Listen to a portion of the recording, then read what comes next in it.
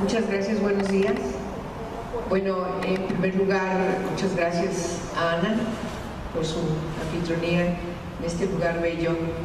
que solamente es una parte. Yo conozco otras y realmente es un placer estar acá y por supuesto convocados y convocadas por Ernesto López Portillo. Hablar de INCIDE y de Ernesto López Portillo es hablar de una expertise que desde mi punto de vista me van a permitir mencionar, no ha sido debidamente valorada en toda su pertinencia en nuestro país. Los 10 años que hoy cumple, el gran acervo que ha constituido y que de ser tomado en consideración, seguramente nuestro país hubiera sido otro. El actual gobierno está recibiendo un país, estamos a punto de cumplir un año de ejercicio de su gobierno, si no totalmente los 12 meses, sí de cuando asume, cuando tiene que dar un informe de gobierno, de todavía un año que desde el punto de vista de su periodicidad no se cumplen los 12 meses, pero sí denota cuál es su trascendencia, su actuación, su determinación frente a los problemas que son de una gran relevancia y de una gran preocupación para nuestro país. Y efectivamente hay muchos asuntos que han heredado, que se encuentran en una situación muy compleja, de una gran, por desgracia, situación que pareciera no se encuentra todavía la punta a la bandeja y que de alguna manera quedó detrás de la intervención del señor subsecretario cuando nos mencionaba todas las acciones que están emprendiendo todavía en ciernes desde mi punto de vista. De tal forma que lo que aporta INCIDE en estos 10 años y sobre todo las mesas de trabajo que se desarrollarán en estos días de la conmemoración de su 10º aniversario,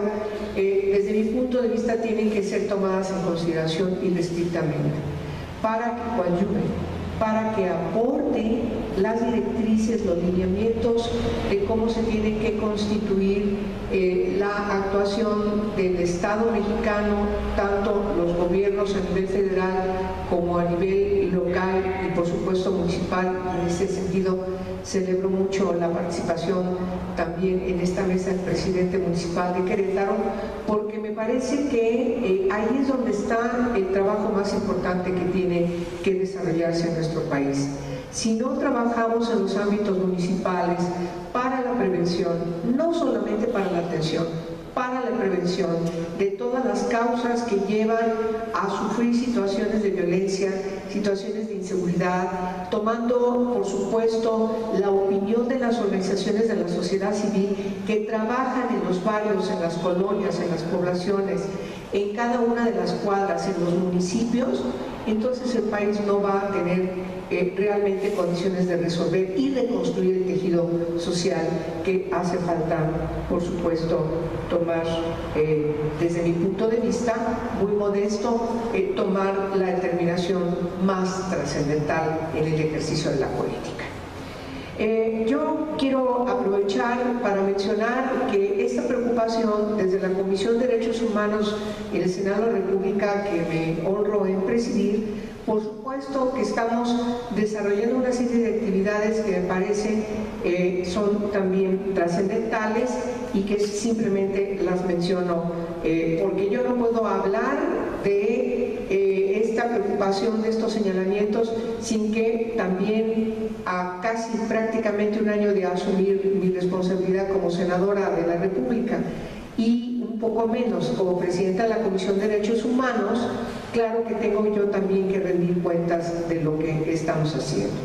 La aprobación de la Ley General de Víctimas y por supuesto las reformas que después acompañaron a esta importante ley cumplen una responsabilidad emanada de la reforma en materia de derechos humanos del 10 de junio de 2011. Sin embargo, no todo está inscrito en esta ley o en la ley de amparo. Me parece que tenemos que seguir trabajando para que las autoridades comprendan irrestrictamente la parte hermenéutica de lo que cada uno de los preceptos inscritos en el artículo primero constitucional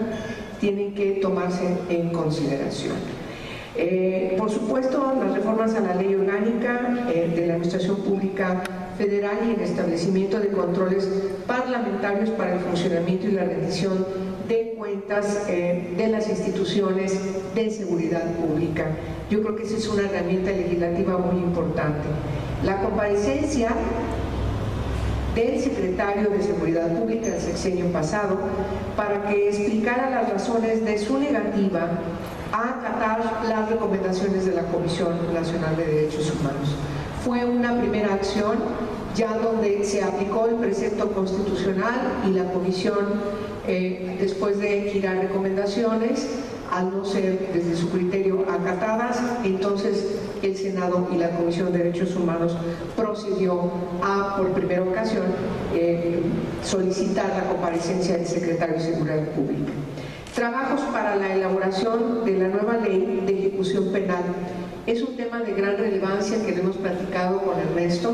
y hoy podemos decir que ya tenemos el proyecto que puede incidir en la resolución respetando los derechos humanos y acatando también las recomendaciones que desde Naciones Unidas le han hecho al Estado mexicano respecto del desastre que tenemos en los reclusorios de este país. Por supuesto, está pendiente desde 2006 que Luis González Plasencia recuerda seguramente con un gran amor, porque fue nuestro importante secretario técnico en el trabajo en conferencia en el Senado de la República, y entonces yo como diputada federal, presidenta de la Comisión de Atención a la Niñez, Adolescencia y Familias,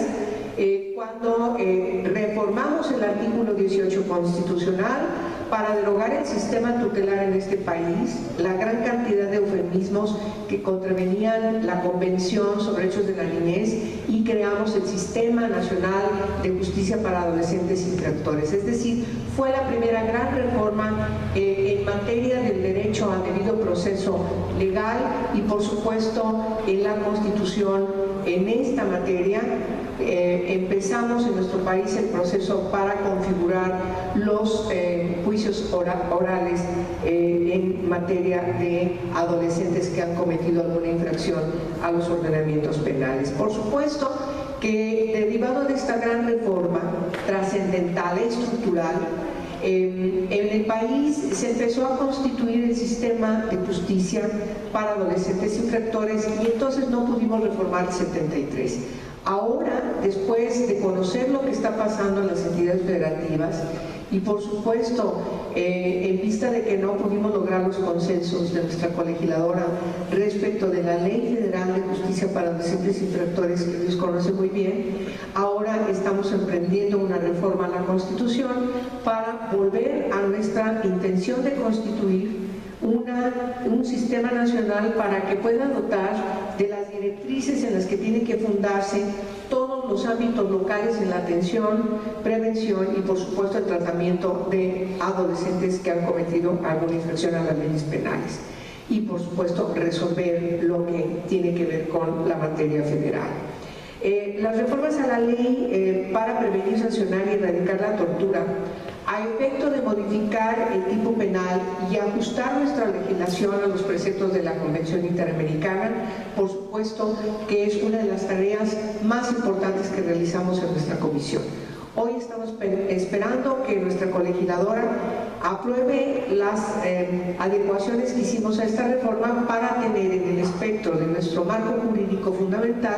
esta ley que también ha sido señalada como un pendiente. Estamos a punto de discutir, a partir de que se inicie el periodo ordinario de sesiones, por supuesto las reformas al Código de Justicia Militar, que es una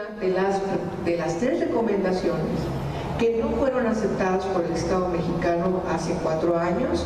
en materia, por supuesto lo voy a mencionar, en materia de arraigo, en materia de definir cuál es el tipo penal de delincuencia organizada y por supuesto en materia de reforma al Código de Justicia Militar. Estas 3 recomendaciones, este gobierno las está retomando, las está inscribiendo en el informe al MEPU, y me parece muy importante que informarles que esperemos que pronto se pueda dictaminar sobre estas tres materias.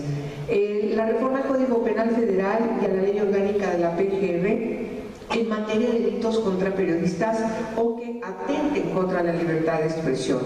Asimismo, reformas a la Ley para la Protección de Personas Defensoras de Derechos Humanos y Periodistas,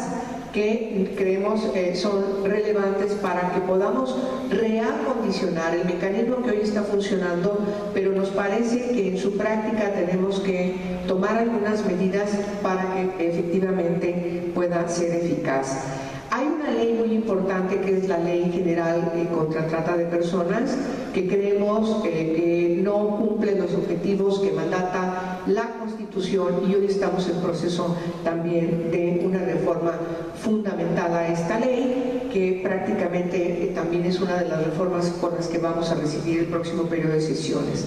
La regulación de la facultad de la Comisión Nacional de Derechos Humanos para investigar violaciones graves a los derechos humanos también está en ciernes de complementarse. Las iniciativas para dar cumplimiento a los transitorios pendientes derivados de esta reforma que yo he estado mencionando en materia de ley reglamentaria del artículo 29 constitucional y la ley reglamentaria del artículo 33 constitucional también ya está en comisiones para su dictamen. De esta manera, de manera muy general y no sin dejar constancia de la gran coincidencia temática y conceptual que nos compromete a todas y todos en el corto y mediano plazo, reitero, por supuesto, mi más sincera felicitación a INCIDE y les deseo el mejor de los éxitos, el mayor de los éxitos en las discusiones que van a tener. Y por supuesto, termino reafirmando mi compromiso empático y mi compromiso político desde el Senado de la República para seguir trabajando con INCIDE. Felicitaciones. Gracias.